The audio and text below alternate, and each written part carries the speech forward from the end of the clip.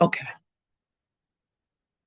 All right, so good morning again. I'm Tequila Kelly, and I oversee the team here at Emory that is responsible for bringing the money in the door. So making sure we get paid for all the work that we do here at the university essentially is the bulk of what we do. We also support the closeout efforts by processing any refunds or residual balance transfers at the end of the award in addition to managing the letter of credit process, which is what we're going to talk about today. So essentially, what letter of credit is basically an agreement between us and the federal government to say, hey, it's like a line of credit, right? So we get approved for an amount of funding up front. And throughout that agreement, we have the ability to, as needed, to log into their system, which is PMS, and say, all right, we need this amount of money, and they pay it. There is no need to submit physical invoices as may be required with other types of awards. So that makes it a bit more efficient and hopefully allows us to get our money quicker from that aspect. But so it is a very I guess, more streamlined way of getting paid for purposes of an award. It does have to be on a cost reimbursable basis, though. They were not advance funded in its manner. So it's essentially uh, we give them a doc ID number, which is how they identify each award, tell them how much we need at this point, and payment justification, which is something that is new this past year. I think about April of last year that became a new requirement as a result of the current administration that we have. But essentially, that's all we tell them, and then they turn around and give us the funds. So we use PMS for these particular governmental agencies, HHS and NSA, NASA. Sorry. Now within HHS is a number of agencies that we have numerous awards with. Emory as a whole has just over 1,200 LOC awards that we manage. The bulk of them, I would say 95+% are with NIH. And so that is what we're going to talk about today. But I did want to show that we do have awards with other agencies. And I think there may be one or two that I left off of here just because I couldn't get them all. But they're very small agencies. So I'm sure that a lot of what I say may be repetitive because I'm sure you've had a good opportunity over the past week or 2 weeks now to learn a great deal about NIH awards and how we manage them here at Emory. So some of this may just be a reminder, but it is managed throughout the enterprise as a whole. This is a very simplistic summarization of how it's done. I imagine that you've heard a lot about how the schooling unit manages or performs their tasks related to managing the award. RGC operations, you should have had that presentation Wednesday with Brian and Francesca, I believe. Today, what I'm going to focus on is accounts receivable and finance cash application processes. And then Patrick was supposed to go after me, but he just Patrick talk about closeout. So yeah, this is a very high level summary of how all of our offices are involved in the management of these awards. I think our biggest goal, my team's biggest goal from my perspective, is to make sure we facilitate maximum draw opportunities for the university. So again, very simplistic view of the process. You incur the expenses, you submit the draw, and you get paid. Easy peasy, right? Um, not always, but in theory, that is pretty much how it should work. So within our system, you probably know now that we manage our awards by unique award numbers that we call them in the system. Each one of those are mapped to a doc ID. That's how we track and manage.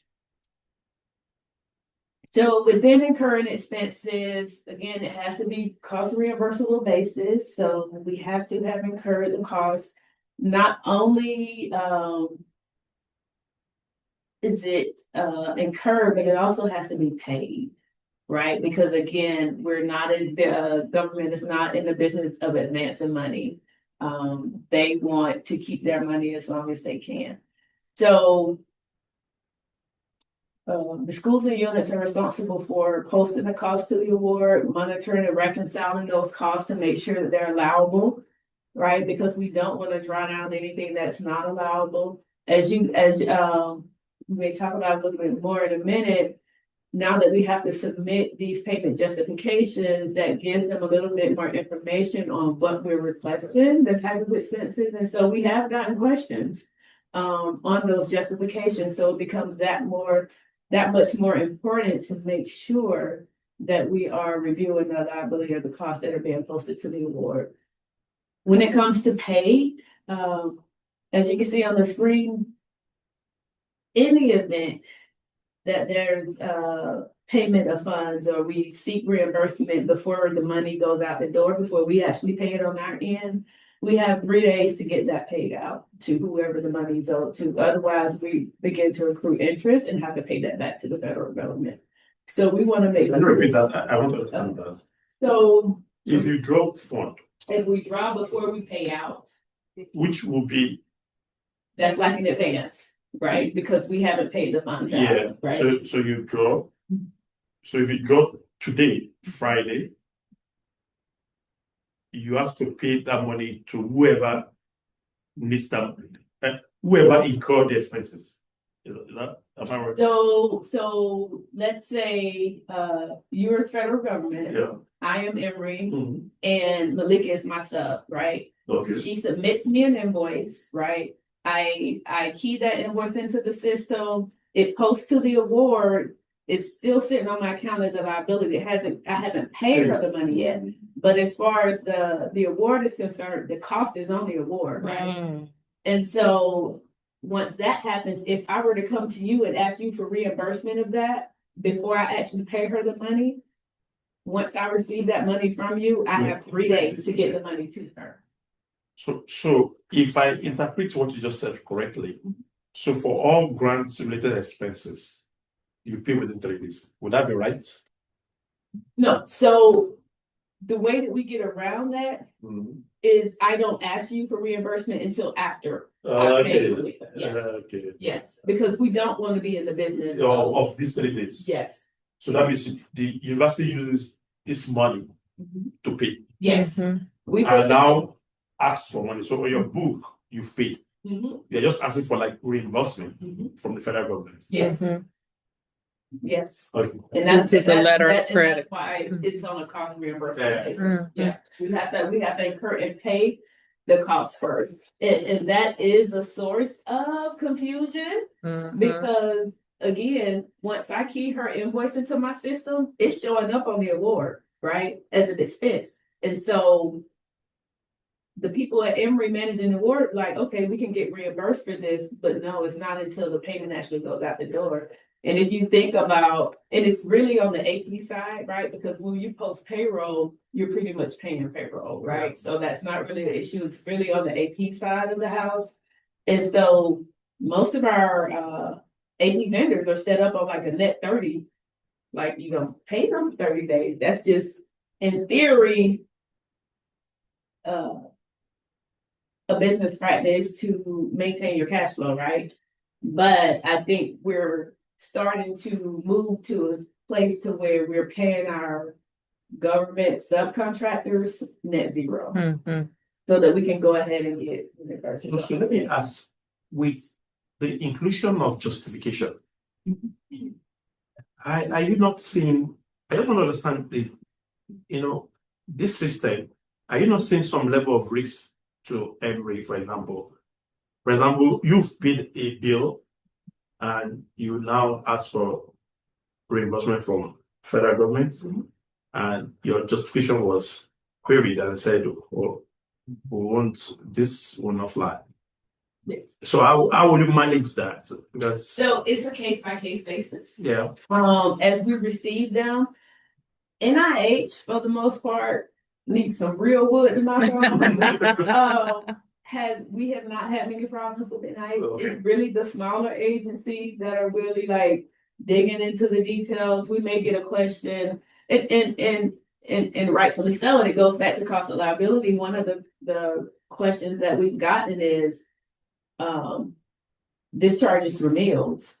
Okay. Show me where meals got approved in the original budget. And did not see that. The school unit was not able to provide that. So we say, hey, you need to remove these meals off of this award and do not charge any future meals to this award. And so then we had to basically cancel that request, take the meals out and resubmit it. And then it got approved. Yeah. So the cost, the risk, like Patrick talked about, the money the schools pay, the difference. Yeah. Anything that's not covered, the school has to pay. So they need to make sure that they're really monitoring these items and perhaps looking back at the budget to make sure that it's covered. I do have a question about the 3 days because I had no idea about the 3 days. So now you need to do this at Research Week. So the 3 days, how is that monitored? Who monitors that it was not paid? Or is it like you have to report it or should report whatever? That's the kind of what it should be, I guess. Yeah, so that is monitored by finance. Okay.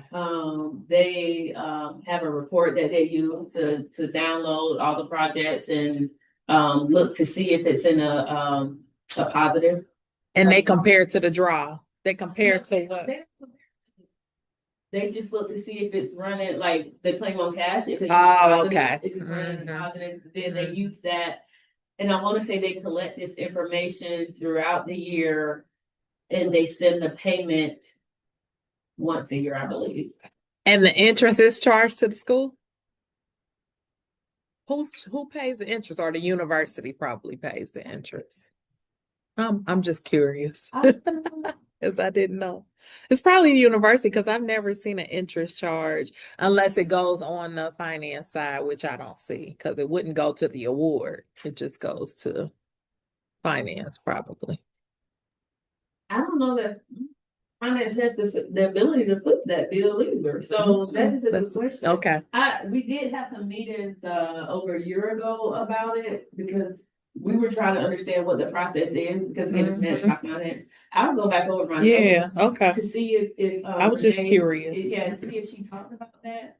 But yeah, it's currently handled in the controller's office up under finance. They track that. Yeah. So. Yeah, excuse me. You can go ahead. About about these three days. We used to operate this system in up to about 2 years or 3 years ago. But eventually, because of the complexities, a case was made by CDC, whereby just an example, if they fund normally when you draw down, it takes minimum of 3-4 days before it's now hit your account. At times, even now, there are instances whereby it will even reach up to about 7 days before the fund arrive. And it will also take you about 2 days to convert money that you don't use in USD to Naira. By that, you discover that the money stays longer than the expected 3 days in your account before you even make payment. In view of that, at a point in time, CDC now gave a directive that instead of that 3 days, we should, there is what they call operating capital. They made it to change it to a month, 30 days, that if you will be found liable if you draw down funds and that fund stay in your account for more than 30 days, you are expected to draw down fund, utilize the fund within the 30 days period. That is why in my organization, we now took a decision that at a minimum, we'll be drawing down at least fortnightly in the organization so that those funds will be, as you draw down, you utilize it before drawing down any fund. That's what we operate now since that time. And did CDC make that decision, Kamar, that's based on your organization, or is that their process? No, not our organization. It's a policy. Okay. It's a policy. Not all IPs were affected. I think it must have. I can't really remember, but I think it came from OGS. I think so.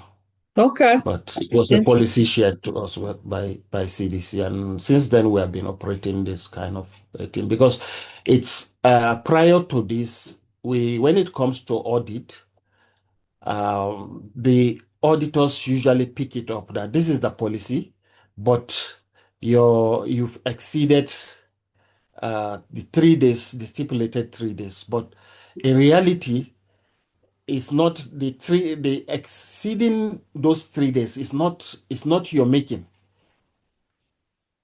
I hope you understand. At times, it's just the system, the way the system operates. But Yeah. you try to effect payments within 3 days. It's not possible. Then, as such, the auditors keep on picking it up, and eventually they have to now come and review the policy. So I think that's something for you all to also consider with NIH, if that is going to be the policy, how that's going to work, and they may decide that that's not for certain mechanisms like a PFI. Because I agree that may be difficult for. And for us, we have another layer. Once the money hits in USD, you have to convert. Yeah. There's still a time lag for the bank to convert. Exactly. Yeah. Yeah. So that would be challenging to do in 3 days. Okay. Awesome. Okay. So once we incur the expense, before we get to the next step. So this is just an example of a report that we run on the mornings before we process the draws. So we pretty much, because we have business with multiple agencies, we are pretty much, and they've made a change now within PMS to where you have to draw pretty much like by agency. Previously, we could upload one spreadsheet for everybody, but now you have to do it by agency. So we do have to break it up. We were already doing that. Anyway, just given everything that's going on with the new administration and the payment justifications, we were already breaking it up. But now it's kind of like you have to, because they changed the PMS system. So every morning that we get ready to draw, so we pretty much draw each agency for the most part on a weekly basis. And we review this report to give us an idea of one, all right, what is our plan going to be for the week? How much billable. And so it's called a VIL report. So it's billable items. So pretty much all the costs that have posted to the award is what it shows. And we look at it to game plan to say, all right, we're going to do these agencies this day, so on and so forth. But then we also use it to kind of try to estimate what the draw is going to be. And so as you can see, again, once AP transactions post to the award, they're on the billable report, whether they've been paid or not. So we have to further drill down and look at the payment status to make sure that it's been paid. So for this specific award here, only the items that are outlined in red would actually get picked up. So everything else will continue to stay as billable until the payment status flips to paid. So we have our system, does that for us, thank goodness. So let me ask, what determines what get paid? Is it that you just select, are there things you look? Because do the PI or the RAS send, like, let's say, projected expenses for next week? Okay, so you just look at it and say, so how do you pick this one? So what was the criteria? What informed? I just want to understand what informed what you pick to pay The last for that one, week. so we didn't pick Okay. the system, the way that our system is set up. So remember, I talked about it has to be paid, right? So everything on this screen are AP transactions. Yeah. And so this last column is telling us whether AP has paid or whether check has gone out the door or whatever the form of payment, where the payment has gone out the door. If it has gone out the door, the system will pick up that item and invoice it and be submitted for the draw. If it has not been paid by AP, the system is not going to pick it up. And so it will remain on this report until. Yeah, so I get that. But my question is, are there criteria to say, so let me ask you a question. This sheet I'm saying now, is it for, it came to your, it happened in a week, or what I want to get really is, for example, you choose to pay bill 11.06, 6.19, the amount you bill amount, and the last, the 4 there. Why did you choose this out of all this? So that's my question. Because they've been paid by AP. So so you have to, before this stage, back up to, you have a lab, you are purchasing lab expenses. Whenever you purchase the lab expenses, it shows up on our general ledger as an expense. Then we have another office that pays the vendor for that expense. So the payment from that office is what Vakila's talking about. So they've paid that expense. It won't show up on this report until that office has paid. No, it shows up. Oh, it shows up. It just won't show up as paid until the check or the money has gone. Use this paid to now determine your drawdown. Yes. Am I right? Yes. You use this paid to determine what you draw for payments. Yes, to determine what the system. Yes. Oh, okay. Yeah. So all of these have been expensed from your lab, Yeah. but they have not been paid yet. Right. So until they are paid, she can't draw. She can't draw. Right. Yeah. And so we do get questions of why this amount didn't get drawn, or but that's the reason. So that's why, that's my question too. That it could be that they've not finished the process. I mean, why this was not paid. Yeah. So for you, once you see paid, you know that you have to add that to what you draw down. I don't have to add, the system will. But yeah, I know. Yeah. Well, I know. Yeah. Okay. Yeah. That's all. But yeah, there are a ton of more columns on this report, but I thought these were the most important to show for what we're talking about. But yes.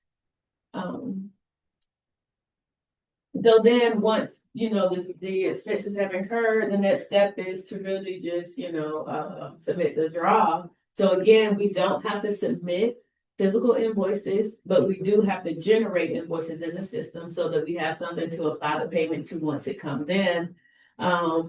And another thing that we have to keep in mind is that we cannot exceed the total funding amount, right? So we have to compare what we have available to draw to how much our system generated invoice is to make sure it's not more. If it's more, we can't submit that draw.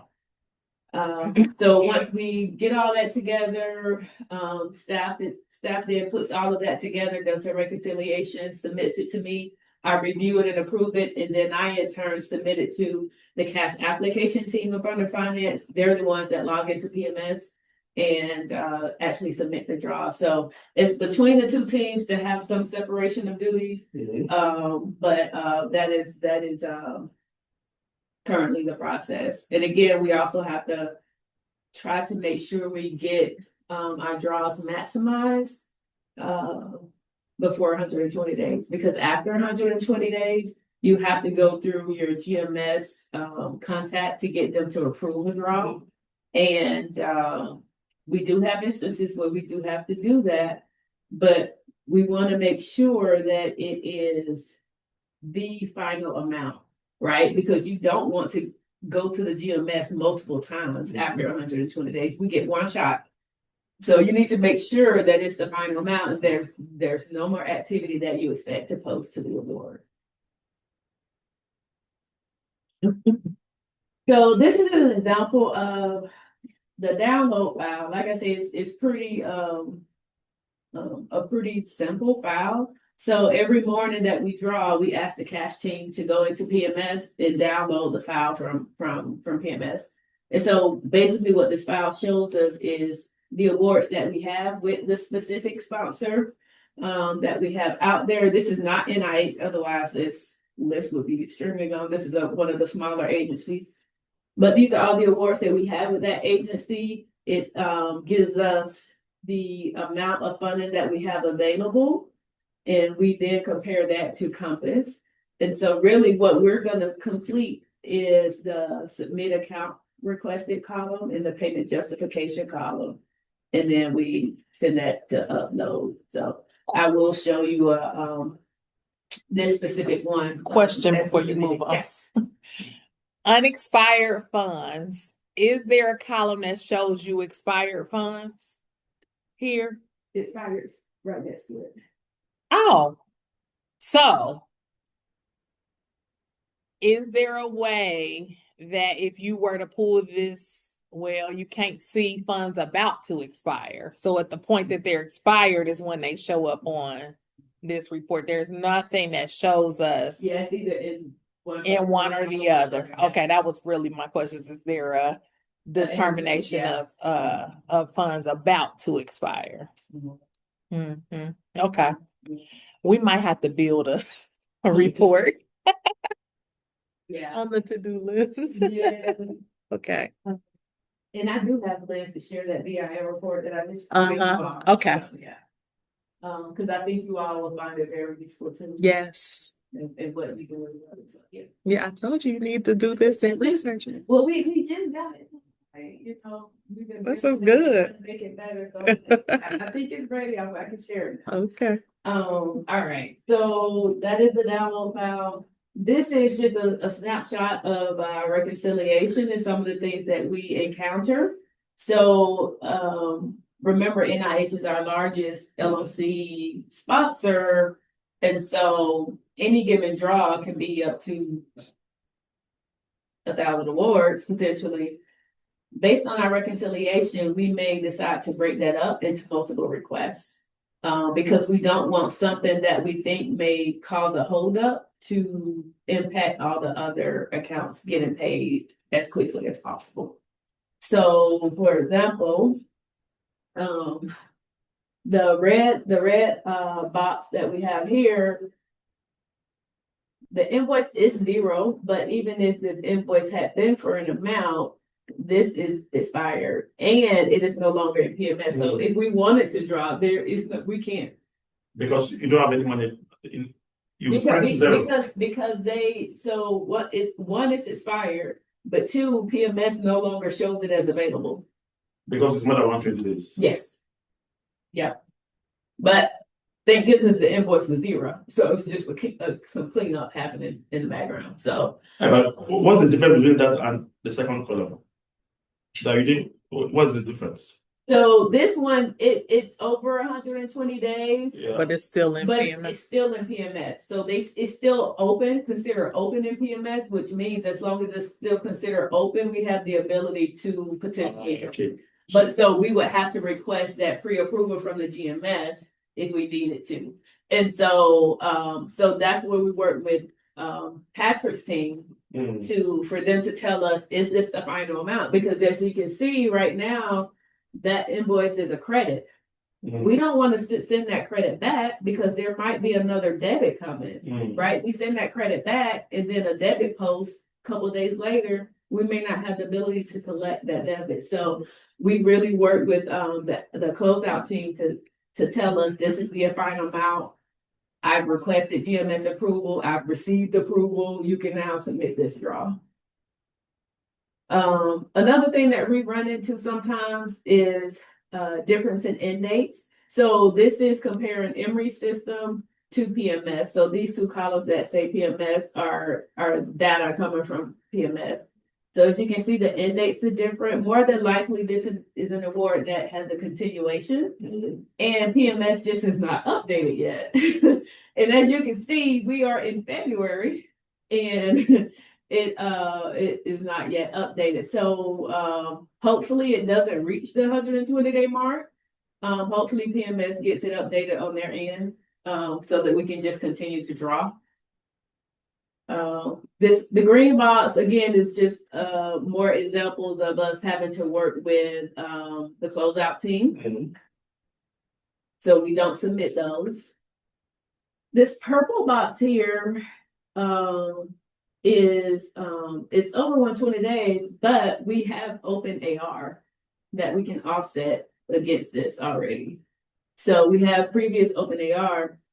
This is just really cleanup. This is not anything that we need to request payment for. So we do take into consideration any open AR that we already have, because we need to make sure that we're offsetting that, especially if they net to zero, as opposed to submitting it for the draw. And then this orange box here at the bottom, these two items, they're on here.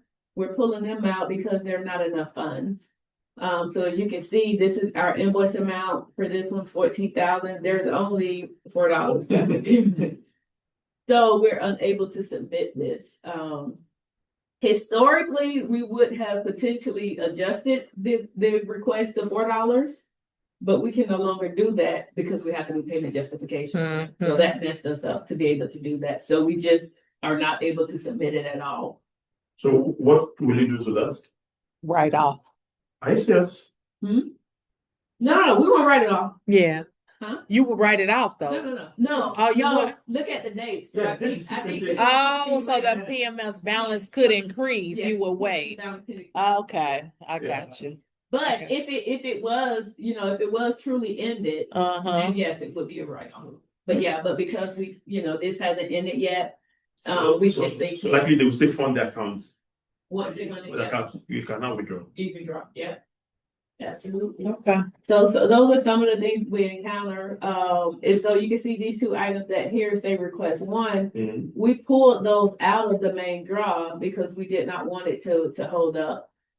It should not. And actually we're working because we got to a point to where we had so many draws, like we broke it up so many ways that we're trying to consolidate it back now.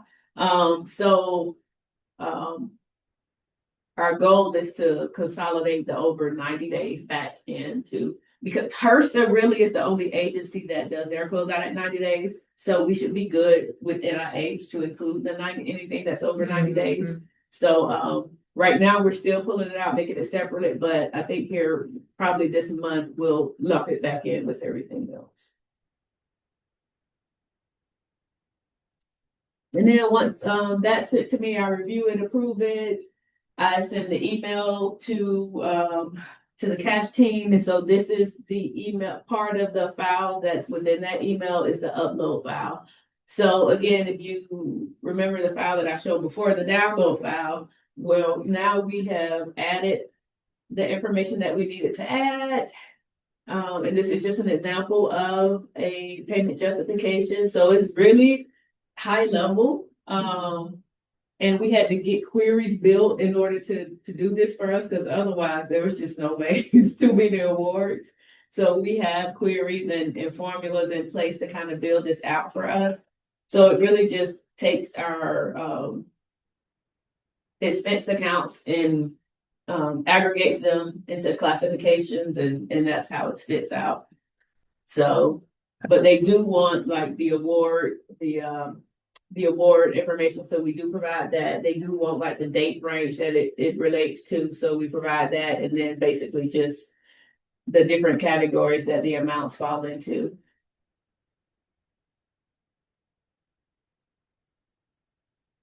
And so once the cash team uploads the file, they will send us back a screenshot saying this has been, this has been submitted.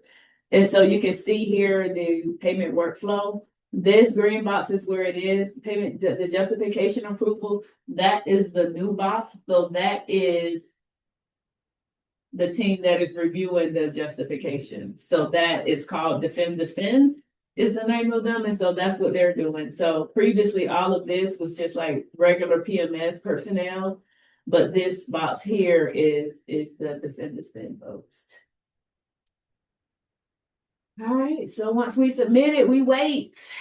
Prior to last year, prior to our current environment, we pretty much would get payment next day. We're no longer in that world. It can take anywhere from 2 to 10 business days to receive payment, and perhaps longer than that. But by that time, we should have heard something back, like a question on it or a rejection or something. We should have heard something. Payment comes in as an ACH and it's applied to the invoices.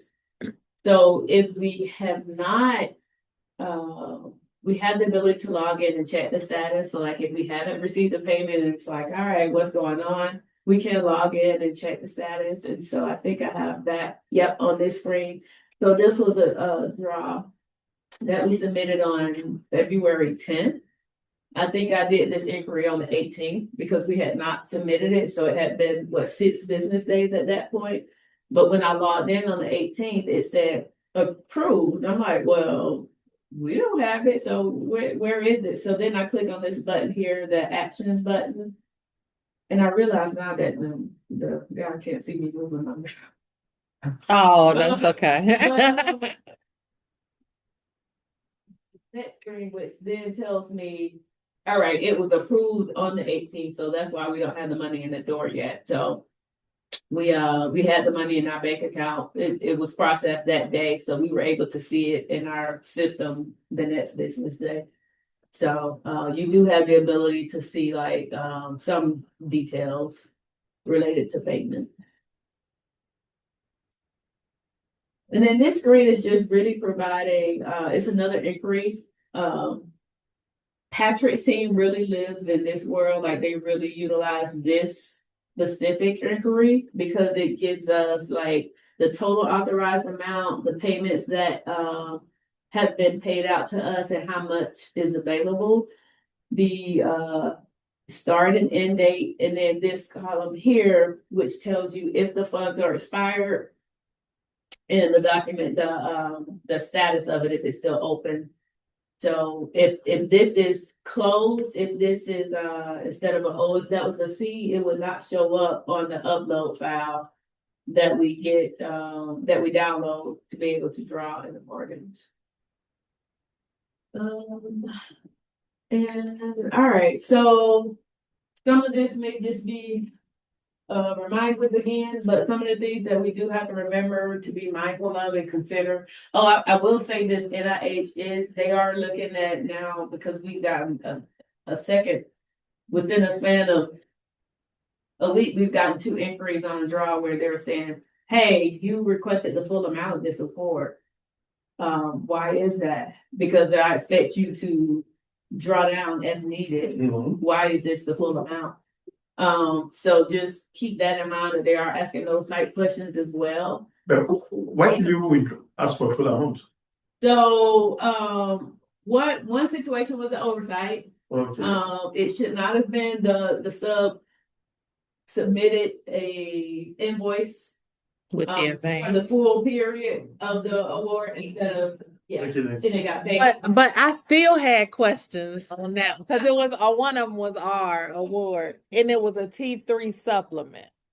So T3 supplement, which is the interim mechanism for foreign subs Okay. that NIH has allowed once we did an RPPR and they needed the work to continue, they stopped the sub, but issued to Emory a T3 supplement, which means all of the funding goes out to the sub. Okay. No expenses to Emory Oh, on that specific supplement. But okay. But it's still on a reimbursement basis. It's still on a reimbursement basis. So all of the money goes to them, but many institutions don't have the ability to.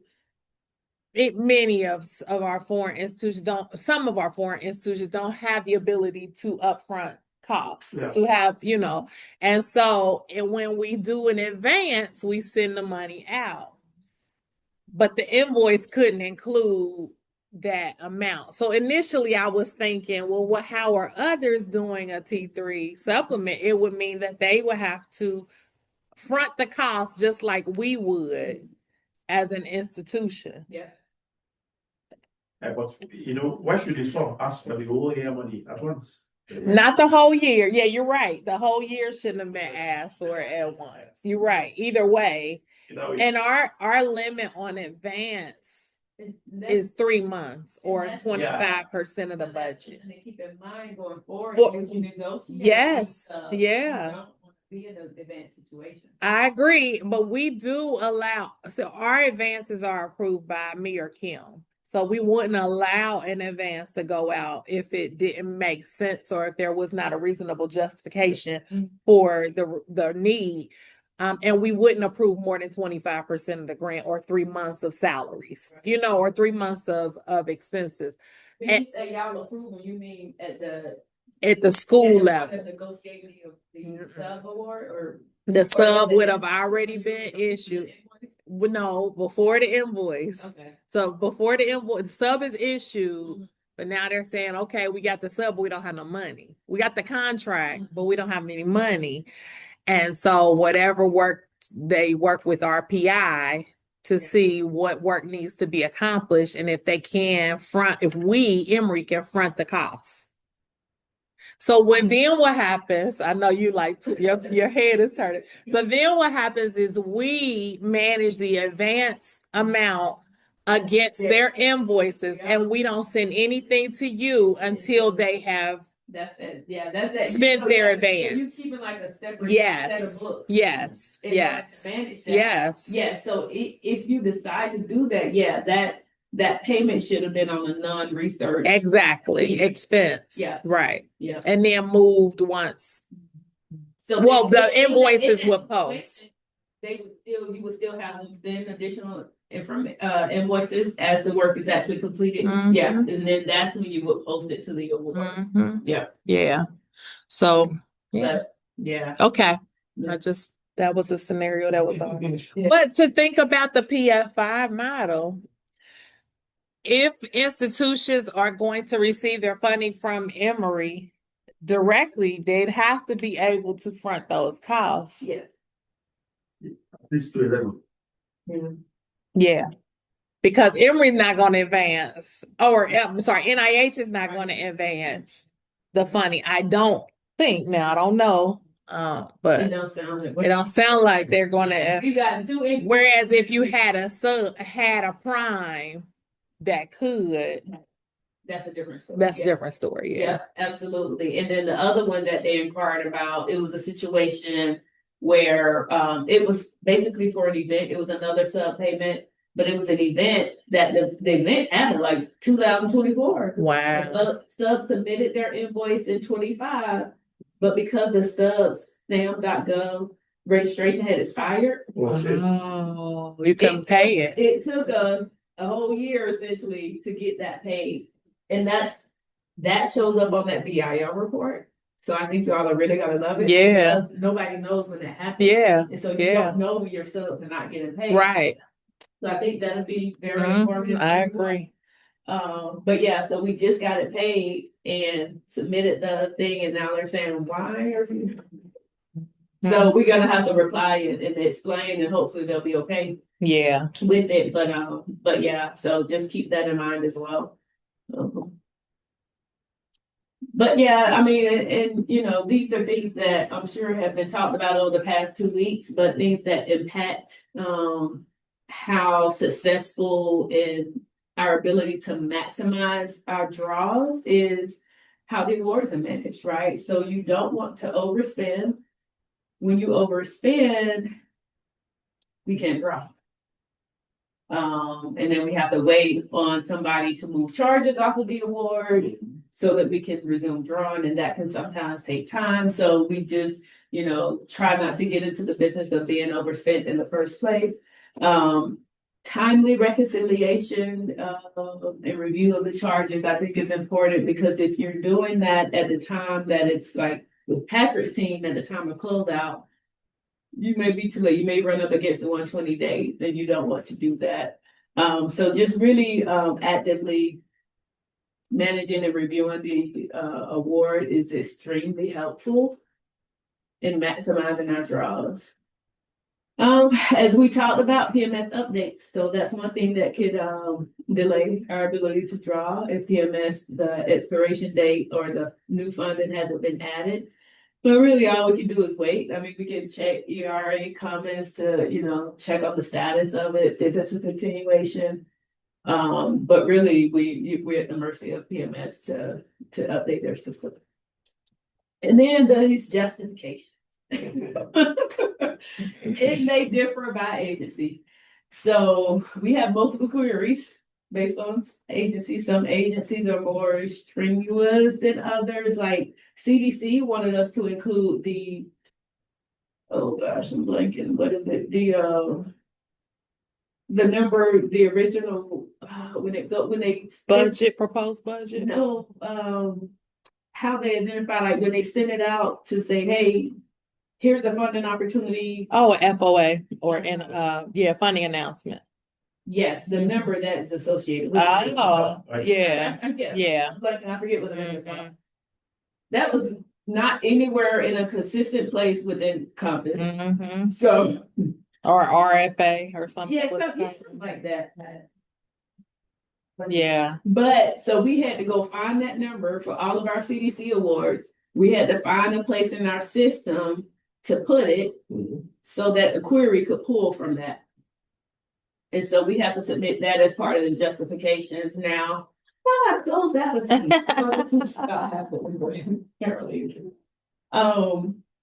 So that's another thing to consider. And some are now asking for the justification to be in the budget categories. Okay.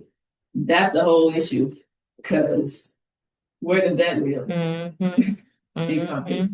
So those are just things to be mindful of. Again, knock on wood, NIH has been great so far, but some of the other agencies have really been kind of nitpicky and want things in a specific way. We're managing with the budget justifications. I mean, with the budget categories, because it's like 1 or 2 awards. It's a smaller agency, but if a larger agency decides to do that, that could create a real issue. So yeah, just things to consider. And I think that's it. So, any additional questions? Not for me. I think I've asked my questions to discuss. Yeah. And you had a great slide. So why are you saying that you don't have a good slide? No. Well, I said what? He said you have great slides. How many jokes to go on? Yeah, she's like, oh, mine is gonna be so simple and plain. Yeah, it was good. My slides were better, but he had the jokes. Kumar, you have any questions or comments?